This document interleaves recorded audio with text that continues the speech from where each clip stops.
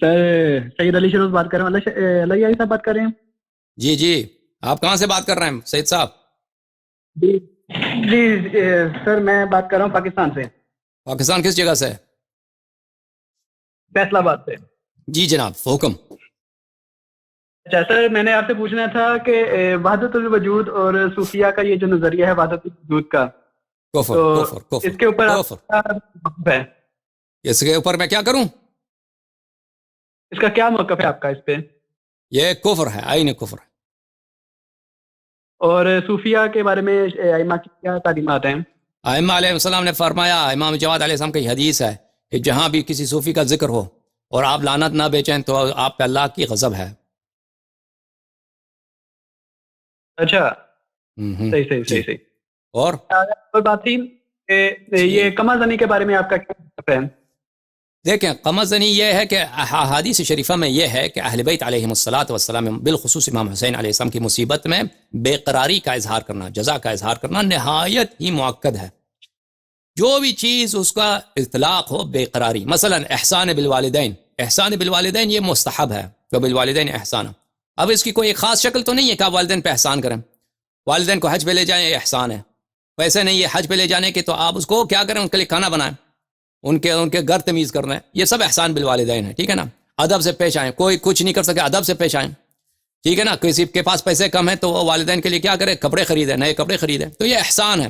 والدین کو فریج کی ضرورت ہے، فریج خریدیں، گھر میں فریج ان کے لیے رکھ دیں، تو یہ احسان بالوالدین کے کوئی خاص شکل نہیں ہے۔ یہ ہر چیز عمل جس پہ آپ کہہ سکتے ہیں کہ یہ احسان ہے، والدین کے ساتھ نیکی ہے، تو وہ مستحب ہے۔ اسی طرح جزا اور بے قراری، بے قرار ہو جائے انسان، تڑپ جائے، تڑپنا اہل بیت علیہ السلام کے غم میں کہ میرے مولا امام حسین علیہ السلام کے کربلا میں کیا گزرا، تو اس کے غم میں اگر کوئی شخص بے قرار ہوتا ہے تو وہ کوئی زنجیر مارتا ہے، یہ سر دیوار پہ لگاتا ہے، کوئی بھی عمل ایسا ہو جو فی نفس ہی حرام نہ ہو، کہ مثلا آپ خودکشی کر دیں یا زہر کھا لیں، لیکن ایسا چیز جو فی نفس ہی حرام نہیں ہے، وہ جو ہے وہ مستحب ہے، اس کی ثواب ہے۔ اس کے احادیث بہت زیادہ ہیں کہ جزا کرنا، بے قرار ہونا امام حسین علیہ السلام کے غم میں، ٹھیک ہے نا، ان کی مصیبت میں، اور بقیہ ائمہ علیہ السلام کے غم میں، یہ بہترین عبادتوں میں اس کا شمار ہے۔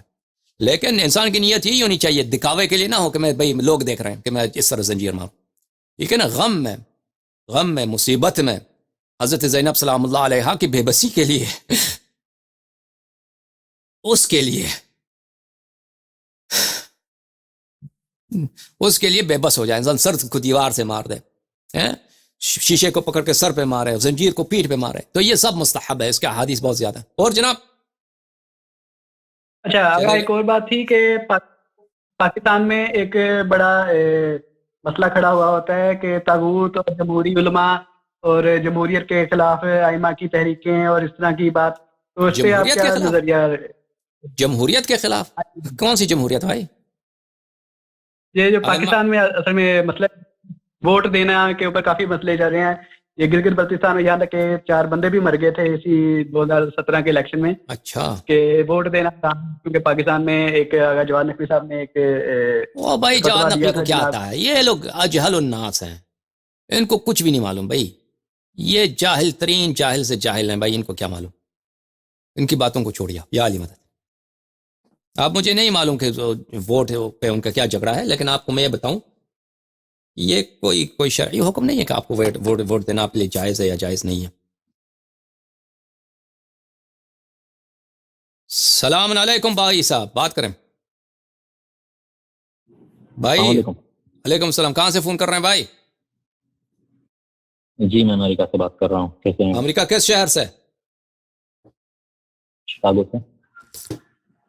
کہاں سے؟ شکاگو۔ شکاگو۔ سلامت رہیں، کیا حکم ہے بھائی؟ آپ سے سوال یہ تھا، یہ ایاک نعبدو میں میں پوچھنا یہ چاہ رہا تھا، اپنے کی تفسیر ائمہ معصومین علیہ السلام کے طریقے سے بیان کی، اور اس پر کچھ عرفانیات کے متعلق، جیسے ہم قرآن میں یہ آیت دیکھتے ہیں وما خلقت الجن والانس الا لیعبدون میں امام علیہ السلام نے یہاں یعبدون سے مراد عارفون لیا ہے، تو اس لفظ معبودی کی آپ تھوڑی تشریح کریں کہ یہ کس طرح مشروط ہے معرفت ائمہ اطہار علیہ السلام سے؟ تو عبادت، اللہ کی عبادت کریں گے تو اللہ کی عبادت جو رضا ہوگا وہی کریں گے نا۔ عبادت اللہ کی کیسے کریں گے اگر دین نہ ہوتا، اگر رسول اللہ صلی اللہ علیہ وسلم نہ آتے، ائمہ طاہرین علیہم الصلاۃ والسلام معرفی نہ کرتے کہ اللہ کون ہے، ہمیں پتہ ہوتا کہ اللہ خدا ہے، یا مثلا فلان ستارہ خدا ہے، یا سورج خدا ہے، ہمیں پتہ نہیں ہوتا نا بھائی. اور پھر اگر پتہ بھی ہوتا کہ ایسا اللہ ہے جو ایک ہے، زمین و آسمان کو اس نے بنایا، اس کے صفات کیا ہیں، یہ بھی ہمیں نہیں پتہ ہوتا. یہ سب پتہ چلا کن سے؟ دین طیب سے، اہل بیت علیہ السلام کی ہدایت سے.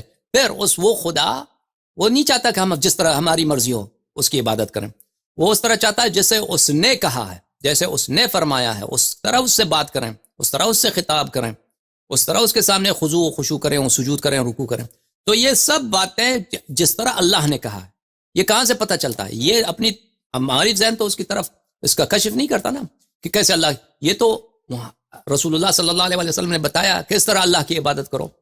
پہلے وضو لے لو، وضو لینے کے بعد جب وقت نماز آ جائے تو اس خاص وقت پہ قبلہ رخ ہو جاؤ، پھر کھڑے ہو جاؤ، اذان پڑھو، پھر اقامہ پڑھو، پھر نیت سے تکبیرۃ الاحرام پڑھو، پھر حمد پڑھو، پھر سورہ پڑھو، پھر اسی طرح دوسری عبادات ہیں نا. تو یہ سب ائمہ علیہم الصلاۃ والسلام اور رسول صلی اللہ علیہ وسلم کو جاننے کے بعد ہم عبادت کو سمجھتے ہیں. وَإِلَّا عبادت کی ویسے ہی آپ بیٹھے عبادت بنائیں جیسے کوئی ناول لکھتا ہے، اس کی تو کوئی ویلیو نہیں نا بھائی. ٹھیک ہے بھائی شکاگو والے؟ جی بالکل. اور آپ کا خطبۃ البیان کے متعلق کیا کہنا ہے؟ کیونکہ جس میں امام اس میں بھائی اس کے کوئی ویلیو نہیں ہے بھائی، اس کے کوئی اعتبار نہیں ہے، غیر معتبر چیزیں ہیں. صحیح احادیث دیکھیں عزیزو، یہ غلات کے 2-3 احادیث ہیں، زیادہ نہیں ہیں، 4-5 احادیث ہیں، وہ بھی غلات، اس کے مصادر بھی غیر معلوم، ایسی کتب سے آئی ہیں. ٹھیک ہے نا بھائی؟ جو ہمارے صحیح روایات ہیں دیکھیں عزیزو، وہ روایت علماء آپ کو پڑھتے نہیں ہیں، ذاکرین آپ کو پڑھتے نہیں ہیں. آپ کو مزہ کس میں آتا ہے شیعوں کو؟ کہ فضائل بیان کی جائے، اور فضائل اگر کوئی ایسے فضیلت بیان کی جائے جو اس میں جو مثلا آپ کو جس میں خدائی صفات ہوں، بس اس میں آپ کو بڑا مزہ آتا ہے مومنین کو. تو جو ذاکرین حضرات ہیں ان کو بھی یہی مزہ آتا ہے اس میں کہ لوگ مخاطب کو مزہ آ جائے بات میں. ان کو پیسے بھی اسی میں ملتے ہیں کہ وہ ایسے تقریر کرے ہے کہ مخاطب کو سب کو مزہ آ جائے، خوب نعرے ماریں، تو وہ فضائل زور زور سے بیان کریں. تو فضائل اگر ہم یہ کریں کہ امیر المومنین علیہ السلام نے خیبر فتح کیا، خندق فتح کیا، انا مدینۃ العلم وعلی بابها، امیر المومنین علیہ السلام معصوم ہے، قرآن میں یہ آیات ہیں ان کی شان، عما یتساءلون عن النبأ العظیم، جو سچے فضائل ہیں. یہ فضائل، لیکن اگر ان کو خدا سے لڑائے نا، خدا سے قیاس کریں کہ وہ خالق زمین و آسمان ہے، تو پھر تو لازمی بات ہے کہ آپ کو اسی میں زیادہ مزہ آئے گا. تو یہ بیچارے جو ذاکر حضرات ہیں انہوں نے 4-5 حدیثوں کو پکڑ رکھی ہیں، وہ بھی غیر معلوم مجہول مصادر سے، اور وہ جو احادیث بالتواتر ثابت ہیں کہ ائمہ علیہ السلام نے لعنت کیا ہے ان لوگوں کو جو کہتے ہیں کہ ائمہ علیہ السلام خالق ہیں یا رازق ہیں. ٹھیک ہے؟ اور یا یہ کہ وہ نہ کہ بالذات نے، یہ کہ اللہ نے ان کو سونپا ہو، اللہ نے ان کو عطا کیا ہو یہ مرتبہ کہ آپ خلق کریں، رزق دیں. لعنت کیا ہے جو یہ عقیدہ رکھتا ہو. تو یہ تو وہ پڑھتے نہیں لوگوں کے لیے، وہی عقائد پڑھیں گے جو لوگ ان کو داد دیں گے. لوگ اب کافر بنتے ہیں تو ان کی کیا پرواہ، پیسے ملتے ہیں نا ان کو خود بھی پتہ نہیں کہ اس سے وہ خود کافر بن گئے اور لوگوں کو بھی انہوں نے کافر بنا دیا. ٹھیک ہے بھائی شکاگو والے؟ جی لیکن دعائے رجبیہ میں بھی کچھ ایسے فقرات موجود ہے جہاں پر ائمہ علیہ السلام کے کمالات ہمیں معلوم ہوتے ہیں. ٹھیک ہے، وہ آپ پڑھ لیجئے، ہم جواب دیں گے بھائی. کون سے خطبہ رجبی میں کیا ایسا جملہ ہے کہ ائمہ علیہ السلام خالق ہیں؟ نہیں، میں خالق ہونے کی بات نہیں کر رہا ہوں، لیکن کس کی بات؟ کمالات، جو صفات الہیہ، کمالات بہت ہیں بھائی، کمالات بہت ہیں، کمالات کی کوئی انتہا، فضائل کی کوئی انتہا ہی نہیں ہے ائمہ علیہ السلام کے. لیکن وہ اللہ نہیں ہے، خالق نہیں ہے، رازق نہیں ہے. وہ خلق کر سکتے ہیں کہ ایک مثلا کوئی معمولی چیز ہو نا، کوئی ایک خاص چیز ہو، رزق بھی دے سکتے ہیں. مثلا آپ نے دعا کیا کہ ہمیں نادار غریب آدمی ہوں، مجھے رزق دے دو، رزق دیا آپ کو اللہ نے ان کے ہاتھ سے. لیکن یہ کہ سب زمین و آسمان کے خالق وہ ہوں، سب زمین و آسمان کا رزق انہی کے وہ دے رہے ہوں، ان کی ذمہ داری ہو، یہ انہوں نے خود نفی کیا ہے بھائی ائمہ علیہ السلام نے. روایات اس کی بہت زیادہ. اب ہماری موضوع نہیں ہے، آپ موضوع سے باہر چلے گئے بھائی. یا علی مدد.